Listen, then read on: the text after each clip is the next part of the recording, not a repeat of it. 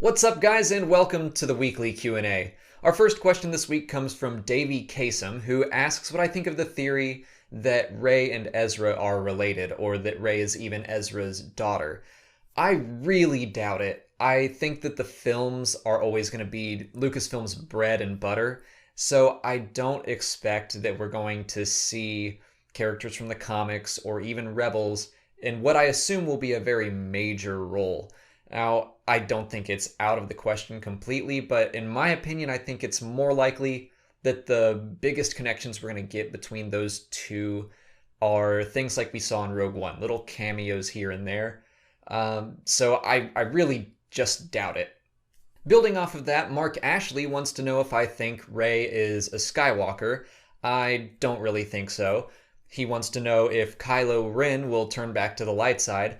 I'm uncertain about this, but again, I think he probably will not. And he asks if that is the case, if Rey is not a Skywalker and Kylo Ren stays with the dark side, what does that mean? And if the saga films are always supposed to be about the Skywalker family, how is it that we don't have a Skywalker protagonist? Well, I would argue that even though Luke wasn't in The Force Awakens very much, it could still be very much about him and his journey. The sequel trilogy could be about how Luke brings the Jedi back for good, finally. We don't really know, but just because he isn't one of the main 3 or 4 of the cast, I think that he is still going to be very central to the plot, and he could still be considered the Skywalker element of these sequel trilogy of films. Michael Sweat has a question here, and oh my gosh. Well, he basically asks if I could remake any film within the Star Wars universe, what would I choose? Very selfishly, I would go with Raiders of the Lost Ark. Just some sort of, not maybe that exact plot, but some sort of planet-hopping, galaxy-spanning adventure where someone is trying to chase down an artifact or a weapon or something, some sort of big MacGuffin. That's been done in Star Wars stories before, but I just love Raiders of the Lost Ark, and I'd love to see Indiana Jones in space. And we now have Dr. Aphra, who could kind of fill that role, but for now, the comics are enough for me. Shane Sutton wants to know why the Jedi couldn't sense that Palpatine was a Sith Lord. In the novel Tarkin, we learned that the Jedi Temple was built on top of a Sith shrine, and they did that so that they could try to stamp out the presence of the dark side. This was like from a war long ago, so they built the Jedi Temple and they were like trying to remove any essence of the dark side.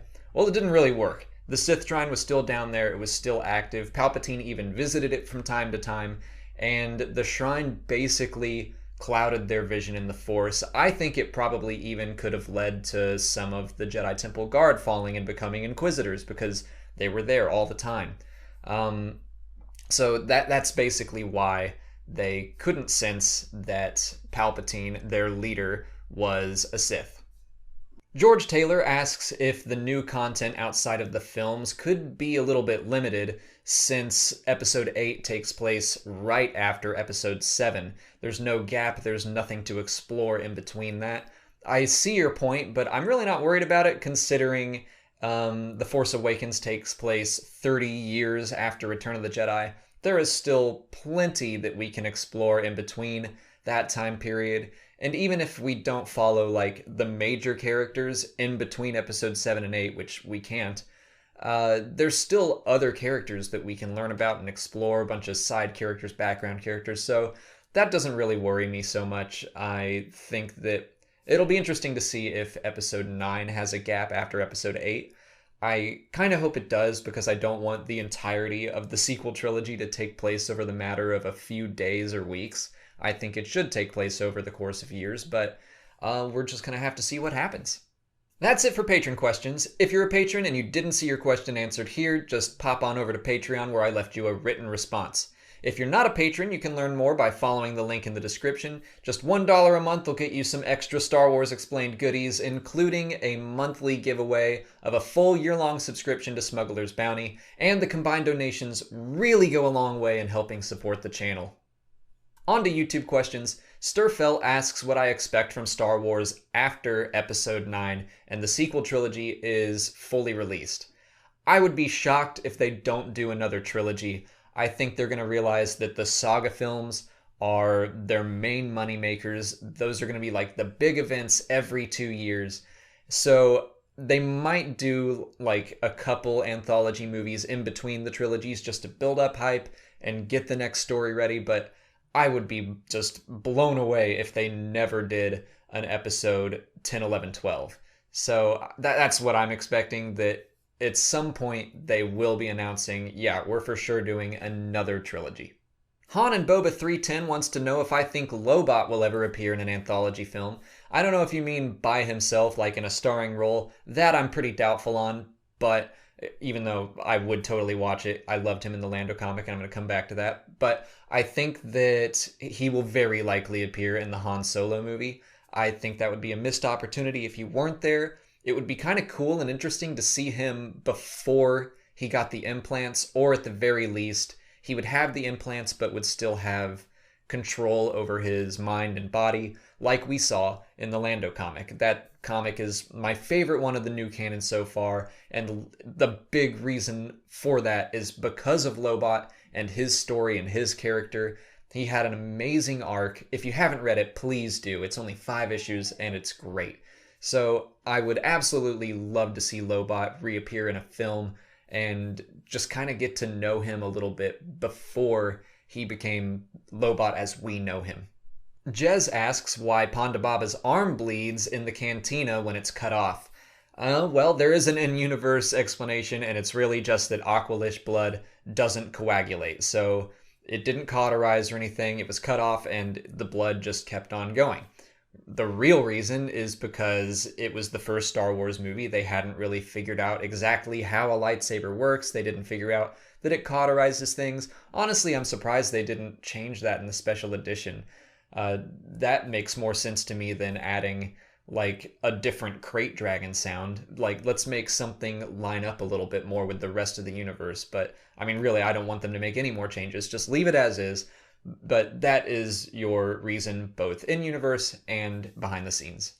Aaron Nicewonger wants to know why Palpatine keeps his disfigurement hidden through propaganda, even though it's already public knowledge, and he even calls attention to it in Revenge of the Sith. I think that the whole propaganda thing is more for the benefit of the Outer Rim. I think it's kind of unavoidable for people to see him on Coruscant and in the Senate when he has to make public appearances. So he is on holovids in the comics on Coruscant. The rest of the Corps probably knows that he's been beaten up, but most of the population of the galaxy lives outside of the core. They live in the Outer Rim, and out there, it's going to be harder for them to know what's true and what isn't. So he can kind of control the media a little bit more and control what people believe. So I think to the majority of the galaxy, he appears as this young and healthy-looking guy, despite the truth. Madison Badger asks if BB-8 is a completely unique droid or if there are other BB units in canon. Yeah, there are other BB units in canon, we just haven't seen them yet in any content. So BB-8 is unique in that sense, but when Poe refers to him, he's like, he's a white and orange BB unit, and then the Guavian Death Gang are like, the First Order's looking for a BB unit. When they're describing them, it's not like Poe says, oh, he's like this little soccer ball droid, and you'll know him when you see him. Like, he says it's a BB unit, and Finn knows what he's talking about. The Guavian Death Gang knows what a BB unit is.